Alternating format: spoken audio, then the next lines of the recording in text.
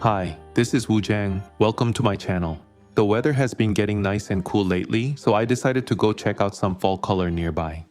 We're heading to the Great Smoky Mountains National Park, and the plan is to look around and then stay overnight at a nearby campground.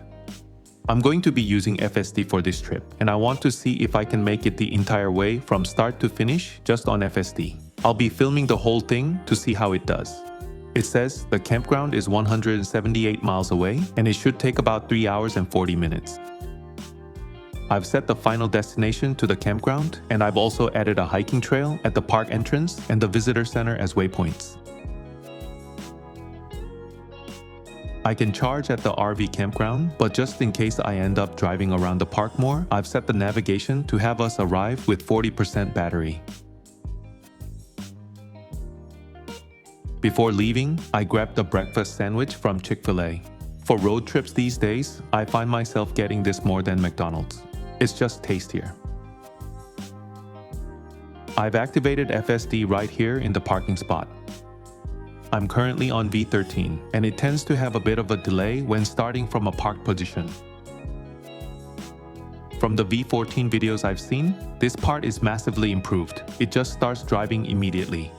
They say V14 should roll out to the Cybertruck around soon, and as soon as I get that update, I'll post a video, so make sure to subscribe and hit the like button so you don't miss it. It was a bit slow to start, but it yielded properly to a car coming from the drive-thru and safely pulled out of the parking lot onto the main road.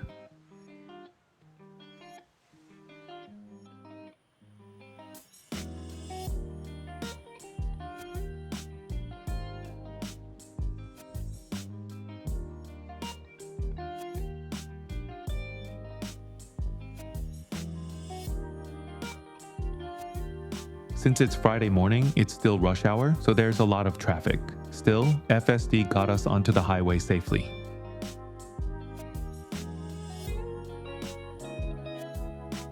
I have the FSD profile set to standard. The standard profile has improved a lot. It's much less hesitant than it used to be. As you can see, when the car in front is slow, it moves to the passing lane, overtakes, and then moves back. It's driving very much like a human.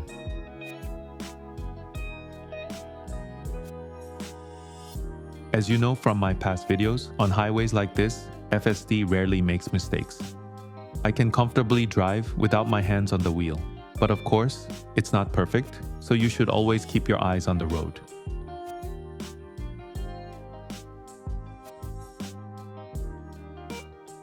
The road changed to a state highway and it got a bit narrower. There was also a construction zone. As FSD passed the orange cones, it signaled and merged smoothly into the right lane.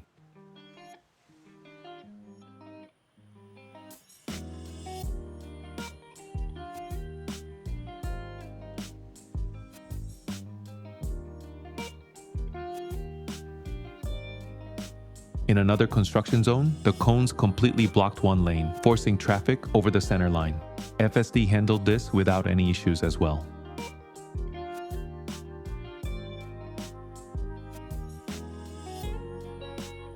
We're almost at the first Supercharger station. It made the left turn just fine, and I'm disengaging FSD here to park it myself.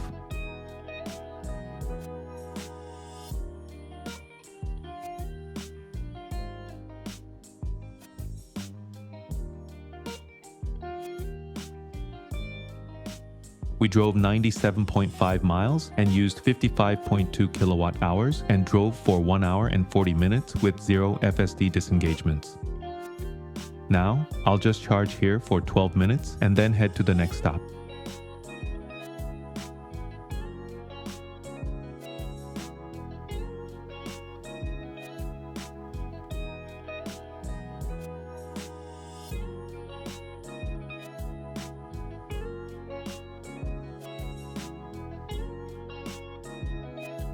I started charging at 51% and went up to 74%. Total charging time was 16 minutes. The next stop is 35 miles away, about 45 minutes long. I activated FSD right away, but it seemed to hesitate, so I tapped the accelerator to get it going. There was a line of cars waiting to get onto the main road. The correct move was to wait behind the truck. I don't know what its rush was, it just cut right in front of the truck.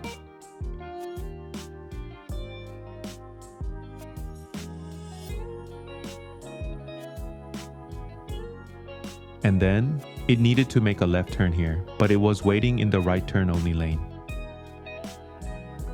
I was watching to see what it would do, and it just made the left turn from the right lane. The actual left turn lane next to us was for both straight and left, but I guess FSD checked that the lane was clear and just went for it.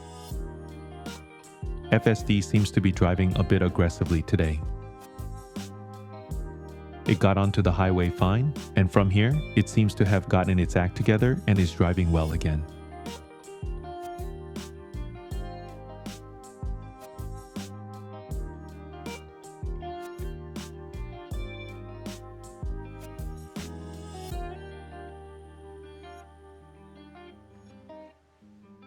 Our first stop is the Oconaluftee River Trail.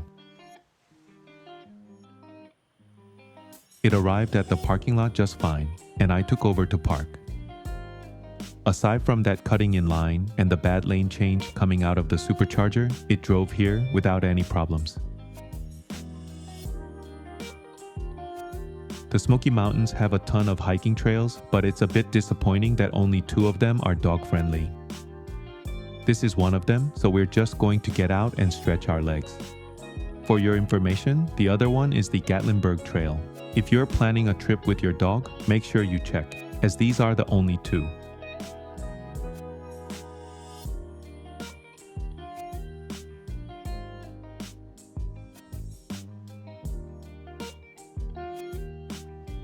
It's a flat trail that runs right along the river.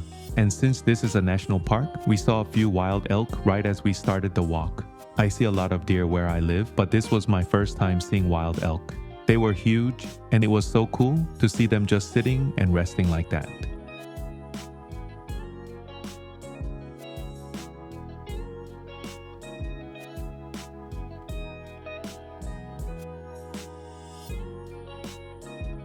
By the time we got back from the walk, it was lunchtime and I was getting hungry, so I decided to make some cup ramen. As you know, the Cybertruck has 2 110-volt ports and 1 240-volt outlet in the bed, so you can plug in and use power anytime.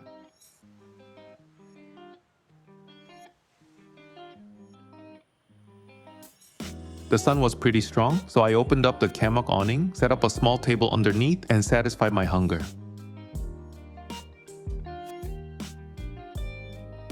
Alright, next destination is the Kuohi Visitor Center. It's about 23 miles away, a 40-minute drive.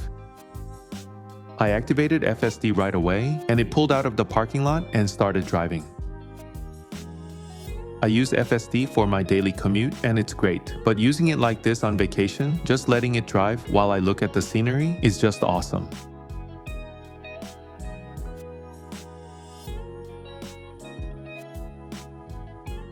On the way, we stopped at another visitor center to buy some souvenirs and look around.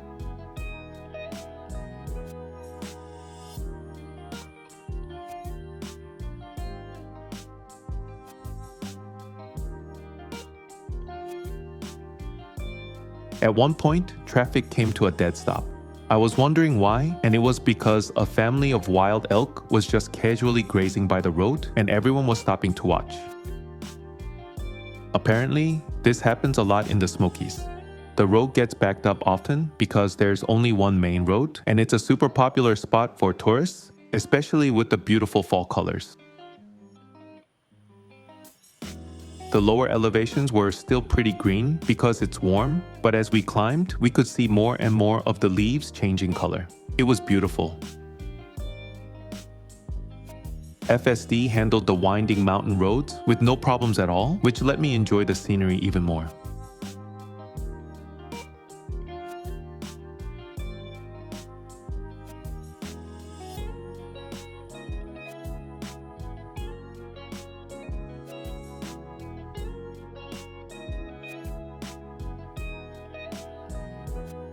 We've reached the summit. There are a ton of cars parked and a lot of people.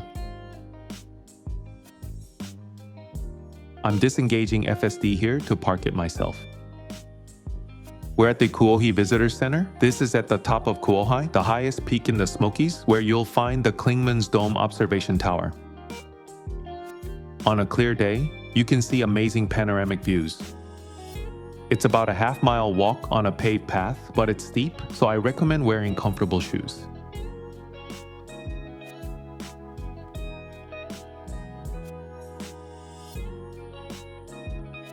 When we got to the top, it was a bit cloudy, so we couldn't see the view on the other side, but the air was crisp and cool, and it was nice to see all the wildflowers on the way up.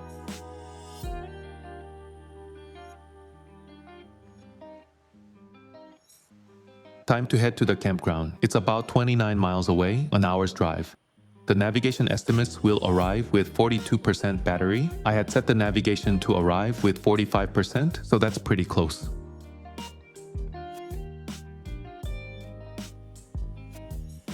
My battery is at 39% right now, but since it's all downhill from here, I'm guessing it's actually going to recharge on the way down. I activated FSD right out of the parking lot. We're going back down the same winding roads we came up. Just like on the way up, FSD is handling it with no problems. FSD drove perfectly through the Smoky Mountains, no disengagements.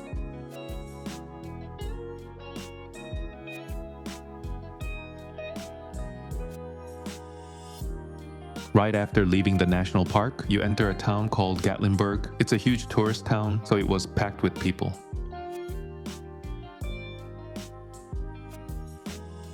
FSD maintained a good distance from the car in front. At this intersection, there was no traffic light, just a crosswalk. It was smart enough not to tailgating, leaving plenty of room before stopping and then proceeding.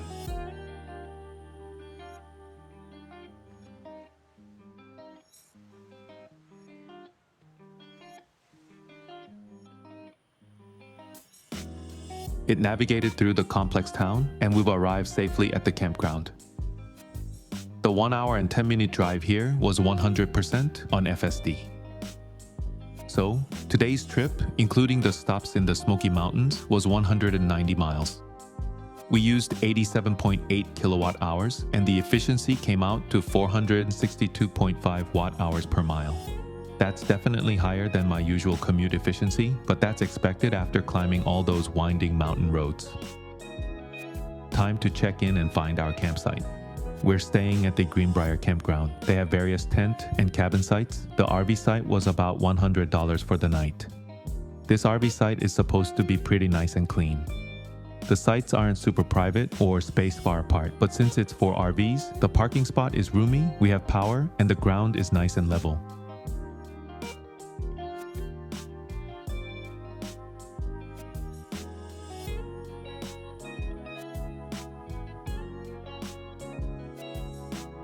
I'll set up the simple kitchen tools first, then I'll set up the rooftop tent.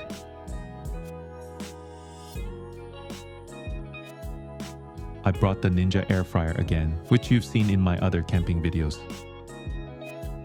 The campsite has a power outlet, but the 110 volt outlet at our site seems to be broken. It's not working. So I decided to just pull power from the Cybertruck instead. Tonight's dinner is pork belly and pork jowl. A quick tip, the Cybertruck's 110 volt outlets have a combined amp limit of 40 amps. If you plug in too many high power devices, it'll trip the switch. So be sure to check the power consumption of your gear. If you need to use multiple high power items at once, you can always use the 240 volt outlet. While the meat was cooking, I set up the Mars rooftop tent. It's so convenient. You just undo 4 clamps, push it up, and attach the front wire, and it's done.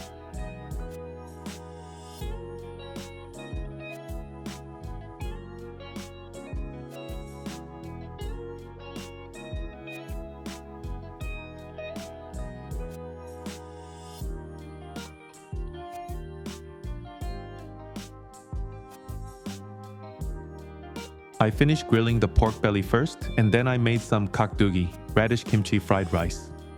Grilling pork belly and eating it outside while camping is just the best. It tastes amazing. If you turn on the Cybertruck's tent mode, it automatically adjusts the air suspension to level the truck and also lets you adjust the brightness of the front LED light bar. The ground here was pretty flat, but tent mode adjusts for even those tiny slopes, which helps make for a comfortable night's sleep.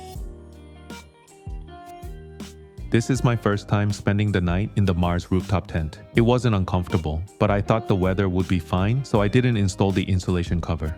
It got pretty cold in the early morning. Next time I go camping, I'll have to be better prepared so I can be a bit more comfortable. Well, that's it for this video. To catch the next one, don't forget to subscribe and hit the like button. See ya!